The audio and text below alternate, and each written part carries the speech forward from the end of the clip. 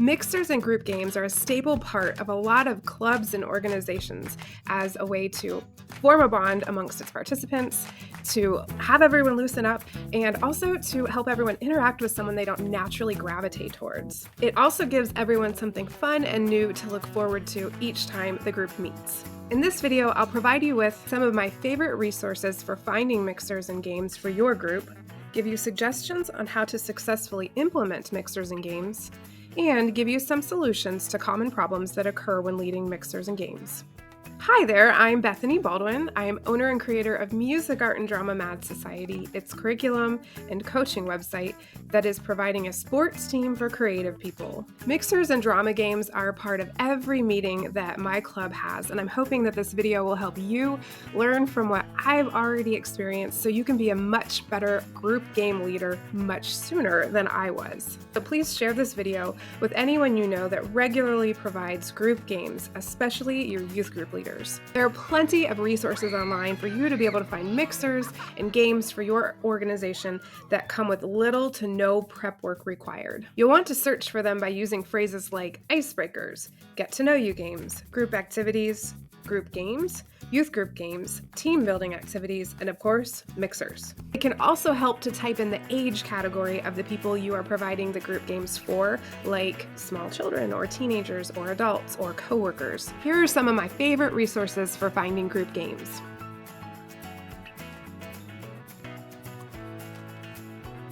And sometimes if I want to level up the drama game or maybe provide an amazing party, I will go to my bucket list book to find some inspiration. I would love to get some new resources, so if there's anything that you use that you would recommend, please add a comment below this video so that I can benefit from your wisdom. Mixers can be led by anyone, by the leaders, by the helpers, the volunteers, the parents, the students, so it's a perfect thing to be able to outsource. When it comes to allowing students to lead a mixer or a game, I view it as a leadership opportunity. Or sometimes I notice one student who is sort of off on the fringes of the activities, maybe looking sad or uninterested. So I might ask that student to lead the mixer for that day or next week's mixer so they can feel valued and seen. If a student or a volunteer has an idea for a mixer, make sure that you have them run it past you first. Don't let someone provide something on the fly because you don't know if it's going to fit the goals of your organization. It's best to do any kind of game before you might have teaching time or practice time. This way you get everyone's energy out and then have social or free time following your teaching time. Here's a hint. It's okay to reuse games, especially ones that your group loves. Here are some solutions for common problems when you lead a mixer or a game. Maybe you don't have time to prepare a game or the person in charge forgets. Most groups have a favorite activity. Keep that in your back pocket, have it written down somewhere. That way, if someone forgets or you forget or you don't have time to prepare a mixer, you can always have that go-to mixer that everybody loves and is always a favorite. I remember as a kid, when we used to go to our Wednesday night club program, they would always resort to dodgeball, and no one was disappointed when the girls and the boys did dodgeball. Hurt feelings. For a lot of mixers and games, you'll have to divide everybody up into teams, and this can be tricky.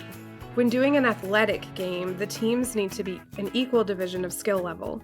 So have each person pick a partner. They usually pick someone their age and gender, then have each pair pick one person to be the number one and the other person to be the number two. Then make a team with all the number ones and a team with all the number twos. So each pair gets divided. For times when you need to make more than two teams, count off as you go around the room, giving each person a number, and all the people with the same number are on a team together. Or you could have them line up in some sort of order, like maybe by age, and have them count down the row, and all the people with the same number are on the same team. If you have time, you can select groups before the meeting based on a goal you might have.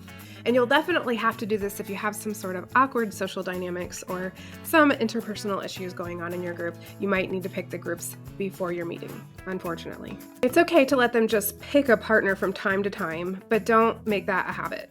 Or have people pick a partner that they don't know very well on purpose. No schoolyard picks ever. If you don't understand what I mean by a schoolyard pick, look it up. Embarrassing incidents.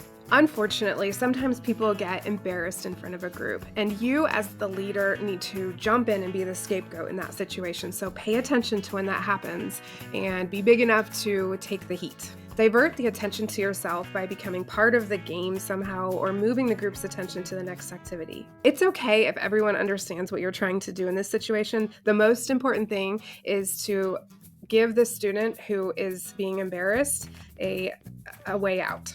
What if the fun gets out of control? You need to pick a way that you're going to get your group quiet and use it consistently so they understand that when you use this method, you mean business. Maybe try holding your hands up with a peace sign or coming up with some sort of call and response saying that they repeat that is funny, that they know means it's time to be quiet. For example, you might say, macaroni and cheese, and they all respond with, everybody freeze. Or maybe do what I did and invest in a good whistle.